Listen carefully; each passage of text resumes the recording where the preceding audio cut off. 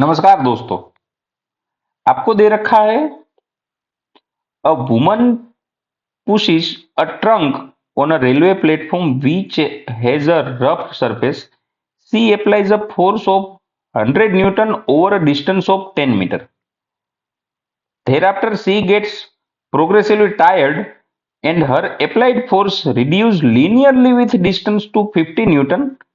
The total distance through which the trunk has been moved is 20 meter. Plot the force applied by the woman and frictional force which is 50 Newton versus displacement. चलिए, और आपको last में ये भी पूछ रखा है कि calculate work done by the two force over 20 metre. चलिए, एक लेडी है जो कि जा रही है, अ, अपना जो सामान है उसको शिफ्ट कर रही है रेलवे प्लेटफॉर्म पे। चलिए, तो वहां पे वो 100 न्यूटन फोर्स लगा रही है 10 मीटर तक। फिर वो अपना फोर्स लीनियरली कम कर रही है और 50 न्यूटन तक ले जा रही है। टोटल डिस्टेंस 20 मीटर ट्रैवल किया और ये पूरी जर्नी में फ्रिक्शन तो लग ही रहा है। चलिए, थोड़ा ध्यान रखो, मैं यहां ग्राफ ड्रॉ कर लेता हूं। चलिए, ये हो गया फोर्स वर्सेस डिस्प्लेसमेंट का ग्राफ हमें ड्रॉ करना है। चलिए,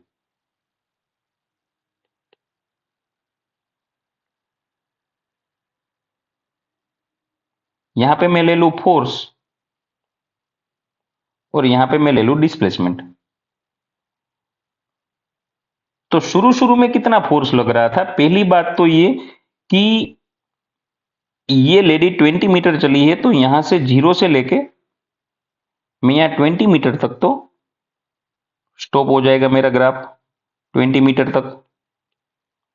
चलिए, हमें लिख लू 20 मीटर, और इसमें ये 10 मीटर के बाद फोर्स लिनियरली कम हो रहा था, तो बीच में कहीं ना कहीं लिखना पड़ेगा 10 मीटर। चलिए, तो मैंने यहां लिख लिया 10 मीटर। 10 मीटर तक क्या हुआ? 10 मीटर तक तो ये 100 न्यूटन फोर्स कांस्टेंट लगा रही थी। 10 मीटर तक तो 100 न्यूटन का फोर्स कांस्टेंट लगा रही थी, तो 100 न्यूटन यहां कहीं पे मैं लिख लू 100 न्यूटन कांस्टेंट फोर्स लग रहा है 10 मीटर तक। चलिए, ठीक है, 10 मीटर तक 100 न्यूटन का फोर्स लग रहा है। फिर इसका फोर्स लीनियरली डिक्रीज होते होते होते होते 50 न्यूटन तक चला गया, तो ये चला गया 50 न्यूटन तक।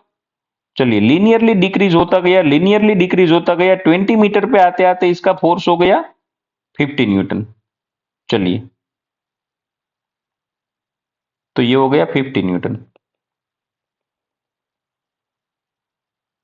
ठीक है, तो ग्राफ हमारा कुछ ऐसा आएगा कि पहले फोर्स लग रहा था 100 न्यूटन, इसके बाद ये फोर्स कंटिन्यू डिक्रीज होता गया, डिक्रीज होता गया, डिक्रीज होता गया, 50 न्यूटन तक ये फोर्स डिक्रीज हुआ और टोटल डिस्टेंस 20 मीटर ट्रैवल किया। और ये पूरी जर्नी में अगर 50 न्यूटन फ्रिक्शन लग रहा है, फ्रिक्शन तो कांस्टेंट ही होगा और वो तो अपोजिट डायरेक्शन में होगा, तो क्या मुझे ये डाउनवर्ड डायरेक्शन में ड्रॉ करना चाहिए 50 न्यूटन वाला? जी बिल्कुल सही है। चलो, तो यहां कहीं पे फ्रिक्शन लग रहा है अपोजिट डायरेक्शन में, मतलब वो जा रही है उसके अपोजिट डायरेक्शन में। पूरी वोल जर्नी में 20 मीटर जर्नी में 50 न्यूटन का अपोजिट डायरेक्शन वाला फोर्स लग रहा है, तो मैं यहां पे लिख लू 50 न्यूटन, और ये फोर्स अपोजिट डायरेक्शन में पूरे 20 मीटर तक लग रहा है, तो ऐसा होगा। देख लो आप, पहले 100 न्यूटन का फोर्स, कब तक? 10 मीटर तक। फिर फोर्स लीनियरली डिक्रीज हुआ 50 न्यूटन तक। टोटल जर्नी कितनी हुई? 20 मीटर, और पूरी जर्नी में 20 मीटर में फ्रिक्शन तो लग ही रहा है। चलिए, ये भी ठीक है। अब हमें क्या करना है? ग्राफ तो हमने ड्रॉ कर लिया। Calculate the work done by two forces. अगर हमें वर्क डन चाहिए तो क्या करना चाहिए? इसका एरिया निकाल लो। ये work done by external force हो जाएगा, इसका एरिया निकाल लो। ये वर्क डन बाय फ्रिक्शन हो जाएगा। फोर्स इंटू डिस्प्लेसमेंट का ग्राफ से ही पता चलेगा भाई, एरिया एरिया से ही पता चलेगा वर्क डन कितना हुआ है, बाकी पता नहीं चलेगा। क्यों नहीं चलेगा? क्योंकि यहां तक का तो वर्क डन फिर भी ठीक है, फोर्स और डिस्प्लेसमेंट, फोर्स कांस्टेंट था, डिस्प्लेसमेंट हो रहा था, लेकिन ये पीछे वाला वर्क डन आप नहीं गिन पाओगे। इक्वेशन से गिनना है तो, क्योंकि ये फोर्स वेरिएबल फोर्स है।